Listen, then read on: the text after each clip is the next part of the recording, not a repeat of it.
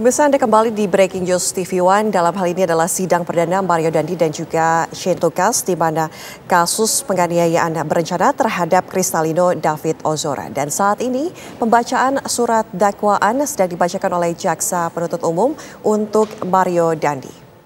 Dan sudah ada rekan kami, Fashal di sana. Selamat siang Fashal, bagaimana jalannya persidangan sejauh ini?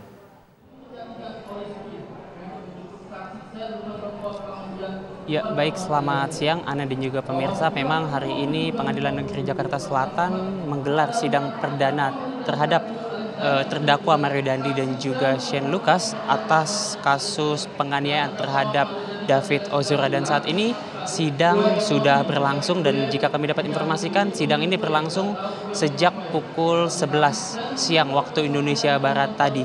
Dan dalam hal ini memang dapat kami informasikan sidang dilakukan secara terpisah antara terdakwa Mario Dandi dan juga Shane Lucas. Dan saat ini yang tengah melakukan persidangan untuk terlebih dahulu adalah terdakwa dari Mario Dandi.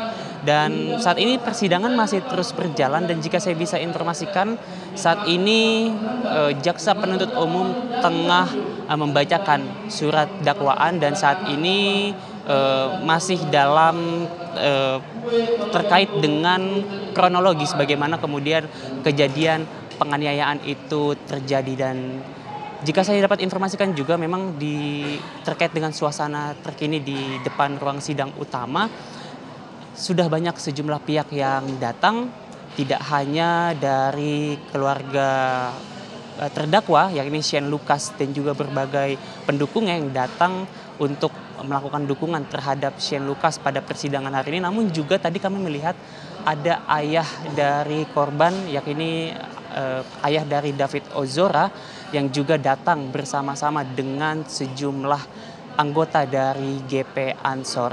Dan memang jika kita lihat kilas balik kasus ini pertama kali terjadi pada saat video viral di media sosial yang memperlihatkan Mario Dandi tengah melakukan penganiayaan terhadap David Ozora. Kemudian setelah dilakukan penelusuran kemudian terkuaklah fakta-fakta baru yang hingga membuat akhirnya Mario Dandi dan juga Shane Lucas ditetapkan sebagai tersangka lalu menjalani persidangan, artinya sudah menjadi terdakwa pada sidang hari ini. Dan nantinya juga akan dibacakan pasal-pasal apa yang kemudian dikenakan ataupun yang didakwakan terhadap Mario Dandi dan juga Shane Lucas. Namun saat ini pembacaan dakwaan belum sampai ke situ karena tadi yang seperti kami sampaikan masih dalam tahap kronologis. Namun jika kami bisa informasikan terkait dengan konstruksi kasus ini, Mario Dandi sendiri memang sudah disangkakan pasal 355 ayat 1 KUHP Jungto pasal 55 ayat 1 ke 1 KUHP subsidiar pasal 353 ayat 2 KUHP Jungto pasal 55 ayat 1 KUHP terkait dengan penganiayaan berat serta juga dijerat dengan pasal 76C Jungto pasal 50 ayat 2 Undang-Undang 35 tahun 2024 tentang perubahan atas Undang-Undang nomor 23 tahun 2022 tentang perlindungan anak. Begitupun dengan Shane Lucas yang juga memang dijerat dengan pasal 355 ayat 1 Jungto pasal 55 ayat ke-1 KUHP. Selain itu juga Shane juga dikenakan pasal 355 ayat 2 Jungto pasal 55 ayat ke-1 KUHP. Singkatnya dalam hal ini keduanya memang dijerat dengan pasal penganiayaan berat dan juga terkait dengan perlindungan anak. Memang hingga sampai saat ini belum ada tuntutan karena prosesnya masih panjang. Tapi jika kita lihat dari pasal-pasal yang dikenakan, Mario Dandi dan Shane Lucas ini terancam paling berat ini hukuman 12 tahun penjara. Dan saat ini sidang masih terus berlangsung terkait dengan pembacaan dakwaan dari Jaksa Penuntut Umum. Ana. Ingin konfirmasi juga, tadi ada sempat mengabarkan bahwa kuasa hukum dari Mario Dandi ini tidak akan mengajukan eksepsi, itu betul?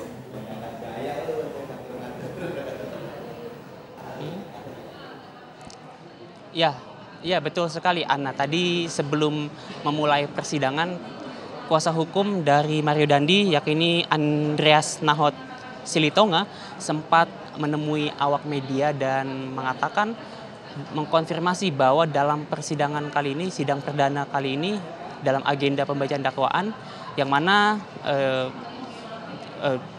dalam sidang agenda pembacaan dakwaan ini sebenarnya nantinya terdakwa bisa memiliki kesempatan untuk mengajukan eksepsi, tapi tadi dikonfirmasi oleh kuasa hukum Mario Dandi bahwa mereka tidak akan mengajukan eksepsi karena dari surat dakwaan yang sudah dikirimkan sejak kemarin kepada kuasa hukum Mario Dandi, mereka mengatakan bahwa surat dakwaannya sudah tepat begitu, meskipun ada berbagai hal yang nantinya perlu diperdebatkan lagi dalam persidangan, yang mana dalam hal ini adalah terkait dengan penganiayaan berencana.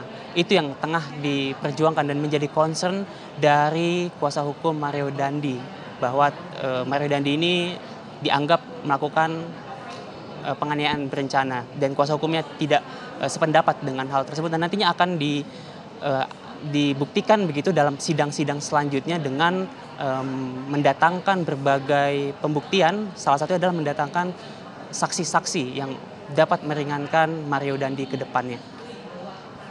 Kita sama-sama tahu bahwa Mario Dandi ini dijerat dengan pasal penganiayaan berat, kemudian perlindungan anak, dan juga penganiayaan berencana. Artinya pihak kuasa hukum ini akan membuktikan bahwa Mario Dandi tidak terlibat dalam penganiayaan berencana, begitu?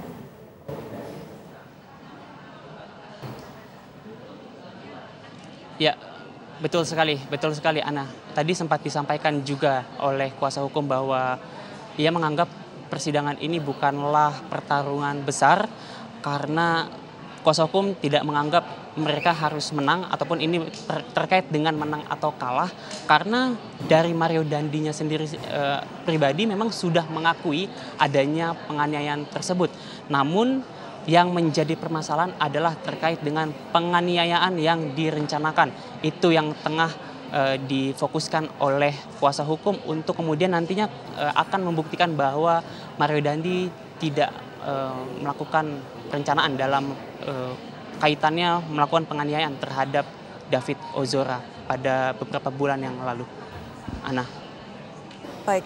Lantas bagaimana dengan Shane Lucas? Apakah sudah ada informasi mengenai kemudian dakwaan yang kemudian akan diberikan? Apakah juga akan mengajukan eksepsi atau tidak? Seperti apa ini?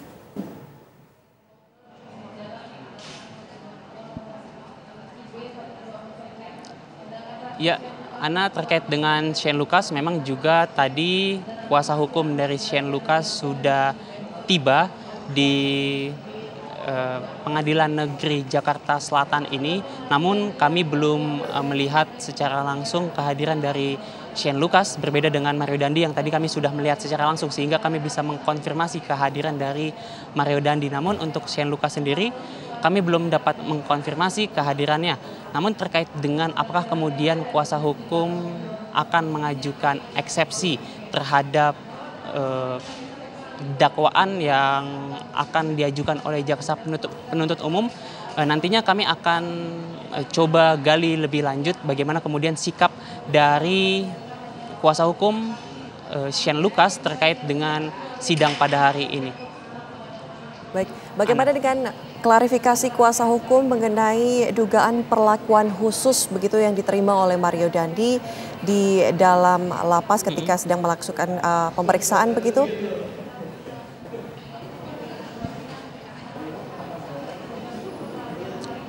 Ya, tadi juga memang benar bahwa kuasa hukum dari Mario Dandi sempat melakukan klarifikasi terhadap awak media. Karena seperti yang kita tahu beberapa waktu ini beredar kabar bahwa Mario Dandi tengah ataupun mendapatkan perlakuan khusus begitu. Dan tadi kuasa hukumnya yakni Andreas Nahot Silitonga menegaskan dan membantah adanya perlakuan khusus terhadap Mario Dandi. Bahkan tadi dirinya sempat mengatakan terkejut ketika pertama kali mendengar kabar terkait dengan perlakuan khusus tersebut. Dan disampaikan juga kepada kami awak media bahwa saat ini pun sebenarnya Mario Dandi sudah dilakukan penahanan, dan ruang penahanan itu sendiri dikatakan berukuran 3x3 dengan diisi dengan 10 orang. Artinya sudah sama seperti terdakwa ataupun pelaku-pelaku lain dalam kejahatan kriminal begitu. Bagaimana dengan video viral Mario Dandi yang memasang kabel T sendiri di dalam suatu ruangan? Itu apa kemudian dijelaskan juga oleh pihak kuasa hukum?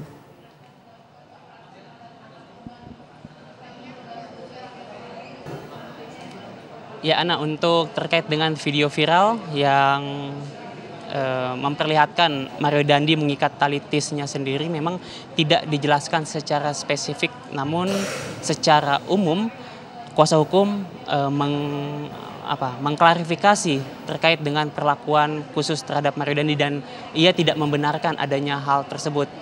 Sedangkan kalau misalkan terkait dengan tali tis itu sendiri, memang sudah diklarifikasinya oleh pihak Kabid Humas Polda Metro Jaya yang mengatakan memang saat itu ada adegan-adegan ataupun scene yang memperlihatkan adanya Mario Dandi mengikat tali tis sendiri memang saat itu karena tengah dalam situasi yang mengharuskan Mario Dandi melepas tali tisnya sendiri.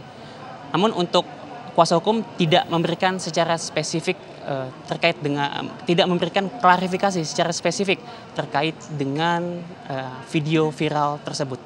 Ana. Baik, laporan langsung Haidar Faisal dari Pengadilan Negeri Jakarta Selatan. Pemirsa, saat ini memang masih terus dilakukan agenda pembacaan surat dakwaan, namun masih berlangsung tertutup lantaran ada konteks kesusilaan dan juga berkaitan dengan keterangan saksi kategori anak. Kami akan kembali pemirsa untuk mengabarkan informasi selanjutnya usai jeda.